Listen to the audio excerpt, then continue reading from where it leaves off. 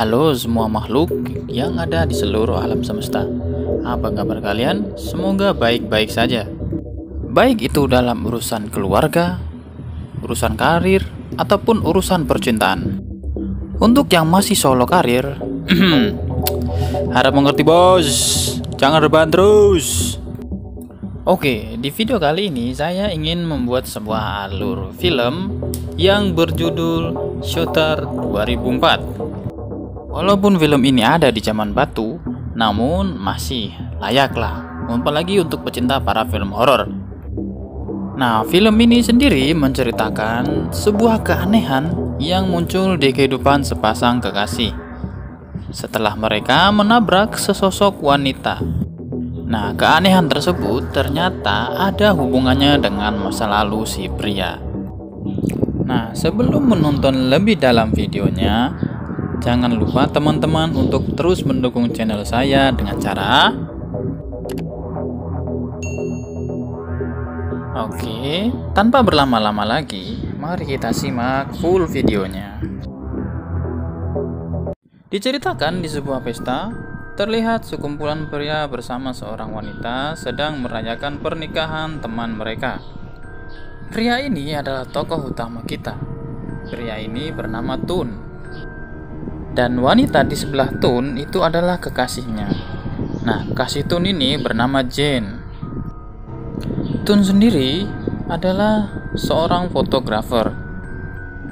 Seusai pesta, Tun dan Jane pun akhirnya bergegas untuk pulang. Di perjalanan pulang, mobil yang mereka kendarai tanpa sengaja menabrak seorang wanita yang tengah menyeberang jalan. Lihat wanita tersebut tergeletak bersimbah saus, Tun takut dan panik.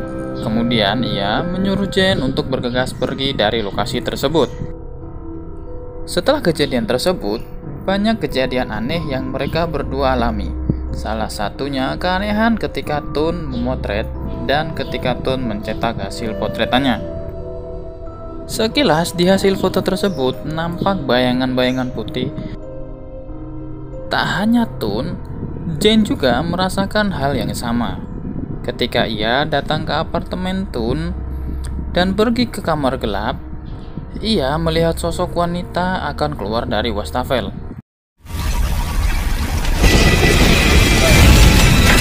Buat yang nggak tahu apa itu kamar gelap, ini aneh kasih pengertiannya.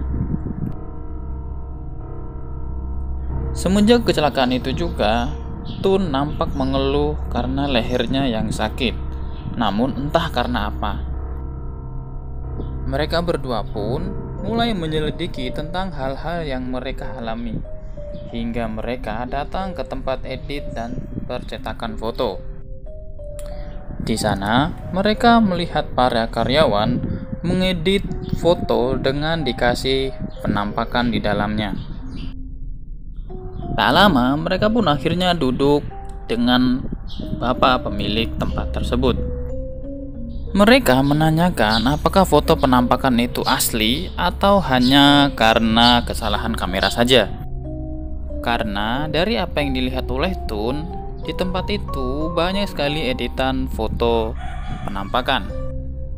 Bapak itu mengatakan foto seperti itu sangatlah laku, namun sangat susah sekali untuk dapat. Tak lama, bapak itu pun memperlihatkan foto penampakan asli pada mereka. Awalnya Tun tak percaya karena mengira foto tersebut juga adalah hasil editan. Namun bapak itu mengatakan bagaimana cara memalsukan foto tersebut jika kita menggunakan Polaroid. Bapak itu juga mengatakan kalau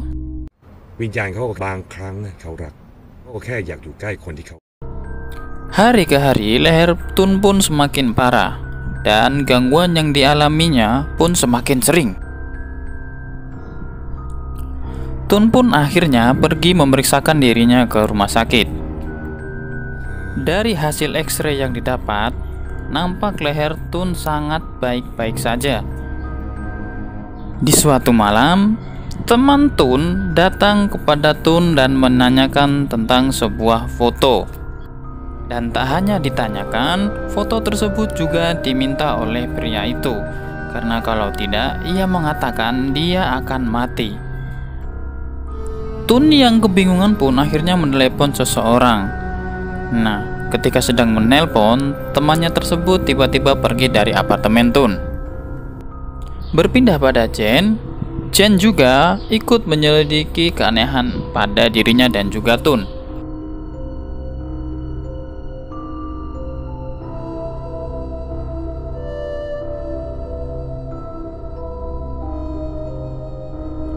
Suatu ketika, Jane menemukan foto Tun bersama dengan seorang wanita.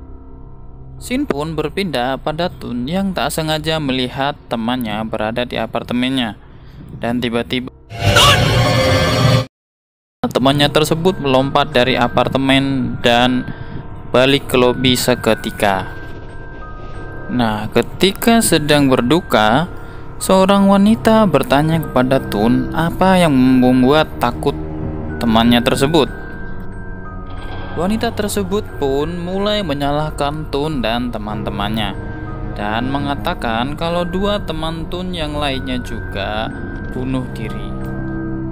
Ternyata dua teman Tun yang bunuh diri adalah pria yang di awal film ikut berpesta dengan Tun. Singkat cerita, di dalam mobil, Jane bertanya kepada Tun tentang foto yang ia temukan. Jane pun sepertinya mengetahui kalau sosok yang selama ini mengganggu mereka adalah wanita yang ada di foto tersebut. Tun akhirnya menceritakan masa lalunya di mana ia dan wanita tersebut adalah sepasang kekasih. Namun karena wanita itu dianggap aneh, Tun tak berani mengungkap hubungan mereka kepada teman-teman Tun. Singkat cerita, karena gangguan yang semakin sering, Jane dan Tun pun akhirnya datang ke rumah wanita dalam foto tersebut. Nah, ternyata wanita tersebut bernama Natre. Jane dan Tun pun bertemu dengan seorang wanita di rumah tersebut. Nah, setelah dipersilahkan masuk, Jane pun menanyakan tentang Natre. Namun, ibu itu mengatakan kalau Natre masih hidup dan ada di kamarnya. Tun dan Jane yang merasa aneh, mereka pun menyelidiki ke kamar Natre. Dan ketika sudah sampai, ia kaget melihat mayat Natre masih ada di kamarnya. Namun, kini sosok Natre hanya tinggal tulang belulang. Ibunya pun yang mengetahui hal tersebut hanya bisa pasrah. Ia mengungkapkan ia tak mau menguburkan karena tak mau jauh dari anaknya dan ia masih belum menerima kematian anaknya tersebut. Jane dan Tun pun memutuskan untuk melakukan upacara penghormatan agar arwah Natre tenang di sana.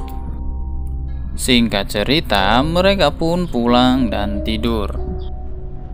Tun yang hendak tidur pun kembali diganggu dan dihantui oleh Natre yang membuatnya terjatuh dari apartemennya. Tun pun harus kembali masuk ke rumah sakit.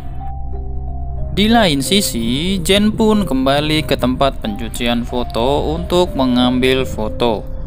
Namun dia nampak terkejut dengan hasil foto tersebut.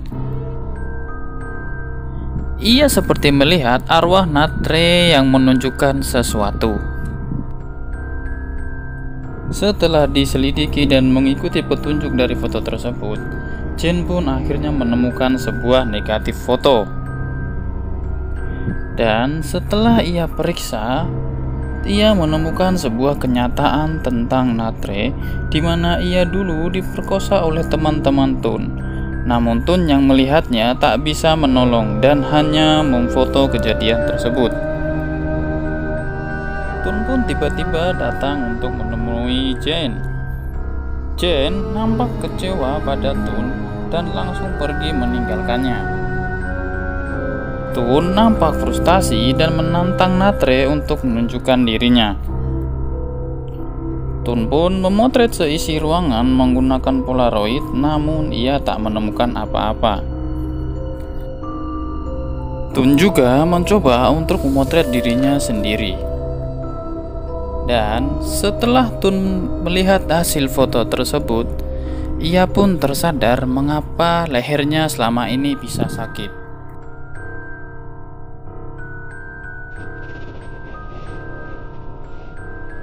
Ternyata selama ini arwah Natre duduk santuy di atas pundak Tun. Seketika mata Tun ditutup oleh arwah Natre dan akhirnya Tun pun kembali lagi harus terjatuh dari apartemennya. Di akhir film kita dapat melihat Chen yang pergi ke rumah sakit. Ternyata walaupun sudah jatuh berkali-kali, Tun pun masih hidup. Chen pun datang ke rumah sakit untuk menjenguk Tun.